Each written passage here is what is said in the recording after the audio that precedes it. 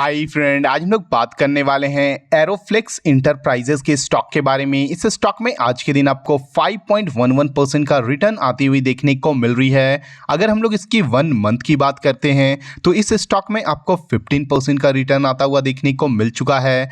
अगर हम लोग इसकी 6 मंथ की बात करते हैं तो इस स्टॉक में आपको 74% का रिटर्न आती हुई देखने को मिल रही है। आज की इस वीडियो में हम लोग बात करने वाले हैं कि क्या आपको इस स्टॉक में अभी भी इन्वेस्ट करना है या इसे अवॉइड करना है। सबसे पहले हम लोग कंपनी के फाइनेंशियल पे नज़र डालने वाले हैं, उसके बाद इसके चार्ट पे चल के समझने वाले हैं कि इस स्टॉक में आपको कहां तक का टारगेट आती हुई देखने को मिल सकती है। तो चलिए हम लोग इसके फाइनेंशियल पे नज़र डालते हैं। कंपनी का जो मार्केट कैप है वो आपको 1550 करोड़ रुपीज़ का देखने को मिल रही है। स्टॉक का जो पी रेशियो है वो आपको 10.2 का देखने को मिल रहा है।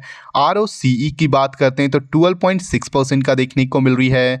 कंपनी का जो बुक वैल्यू है वो आपको 73.1 रुपीज़ का देखने को मिल रही है। कंपनी का जो फेस वैल्यू है वो आपको 2 रुपीज़ में देखने को मिल रहा है। अगर हम लोग इस कंपनी के क्वार्टरली रिजल्ट्स पे नज़र डालते हैं तो आप देख सकते हो कंपनी का जो सेल्स आपको मार्च 2026 में आपको ये 200 करोड़ रुपीज़ का था, वही जून वाले क्वार्टर में आपको ये डिक्लाइन होके 189 करोड़ रुपीज़ का होती हुई देखने को मिल रही है। अगर हम लोग कंपनी की ऑपरेटिंग प्रॉफिट की बात करते हैं जो मार्च 2026 में आपको 36 करोड़ रुपीज़ का था, वही जून वाले क्वार्टर में आपको ये डिक्लाइन होके 17 करोड़ रुपीज़ की होती हुई देखने को मिल रही है। अगर हम लोग इसकी अदर इनकम्स की बात करते हैं तो मार्च 2026 में आपको ये 7 करोड़ रुपीज़ का था, वही जून वाले क्वार्टर में आपको ये बढ़ के 143 करोड़ रुपीज़ की होती हुई देखने को मिल रही है। कंपनी आपको क्वार्टर ऑन क्वार्टर बेसिस पे कंपनी का आपको सेल्स में भी डिक्लाइन आती हुई देखने को मिल रही है। कंपनी का आपको प्रॉफिट में भी गिरावट आता हुआ देखने को मिल रहा है। अगर हम लोग इस कंपनी के अगर प्रॉफिट एंड लॉस स्टेटमेंट पे नज़र डालते हैं ईयर ऑन ईयर बेसिस पे तो आप देख सकते हो कंपनी का जो सेल्स आपको मार्च 2025 में आपको ये 578 करोड़ रुपीज़ का था, वही मार्च 2026 में आपको ये बढ़ के 697 करोड़ रुपीज़ की होती हुई देखने को मिल रही है। अगर हम लोग इसकी ऑपरेटिंग प्रॉफिट की बात करते हैं तो मार्च 2025 में आपको ये 103 करोड़ रुपीज़ का था, वही मार्च 2026 में आपको ये बढ़ के 123 करोड़ रुपीज़ का होती हुई देखने को मिल रही है। कंपनी आपको ईयर ऑन ईयर बेसिस पे कंपनी का जो प्रॉफिट एंड लॉस स्टेटमेंट है उसमें आपको सेल्स भी बढ़ता हुआ देखने को मिल रही है और उसमें आपको प्रॉफिट भी बढ़ता हुआ देखने को मिल रहा है।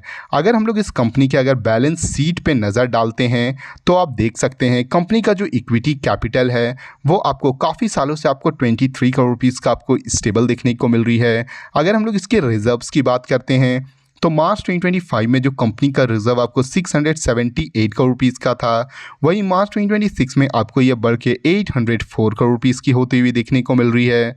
कंपनी की अगर हम लोग बोरोइंग की बात करते हैं कि इस कंपनी पे कर्ज कितना है तो मार्च 2025 में जो कंपनी का बोरोइंग आपको 31 करोड़ रुपीज़ का था, वही मार्च 2026 में आपको यह बढ़ के 41 करोड़ रुपीज़ का होता हुआ देखने को मिल रही है।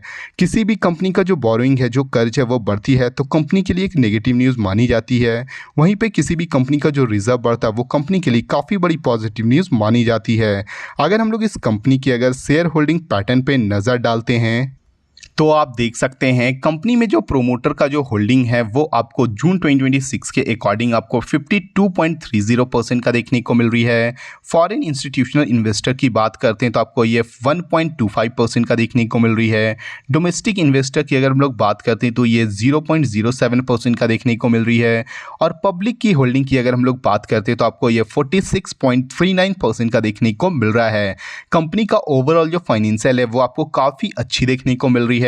कंपनी आपको क्वार्टर ऑन क्वार्टर बेसिस पे कंपनी का आपको सेल्स और प्रॉफिट में थोड़ी सी डिक्लाइन आता हुआ देखने को मिल रही है, मगर ईयर ऑन ईयर बेसिस पे कंपनी आपको काफ़ी अच्छा वर्क करता हुआ देखने को मिल रही है। चलिए हम लोग इसके चार्ट पे चल के समझते हैं कि इस स्टॉक में आपको कहां तक का टारगेट आती हुई देखने को मिल सकती है। जैसे कि आप देख सकते हैं हम लोग इस स्टॉक के चार्ट के ऊपर आ चुके हैं। ये जो स्टॉक है वो करेंटली अभी आपको 138 रुपीज़ के पास ट्रेड करती हुई देखने को मिल रही है। इस स्टॉक का जो सबसे पहला जो रेजिस्टेंस होने वाला है वो आपको 145 रुपीज़ की होने वाली है। अगर ये 145 रुपीज़ को ब्रेकआउट करती है तो फिर से ये आपको अपने ऑल टाइम हाई के पास आता हुआ देखने को मिल जाएगा जो 151 रुपीज़ का है। अगर ये 151 रुपीज़ को भी ब्रेकआउट करती तो ये स्टॉक आपको न्यू ऑल टाइम हाई भी क्रिएट करता हुआ देखने को मिल जाएगी। अगर आप इस स्टॉक में इन्वेस्ट कर चुके हो या इसमें इन्वेस्ट करने के बारे में सोच रहे हो तो एक बार खुद की भी एनालिसिस ज़रूर करें, क्योंकि ये जो वीडियो है वो केवल एजुकेशनल पर्पस के लिए है। अगर आपको इस वीडियो से थोड़ी भी वैल्यूबल इंफॉर्मेशन मिली हो तो प्लीज़ वीडियो को लाइक और चैनल को सब्सक्राइब करना ना भूलें। Thank you.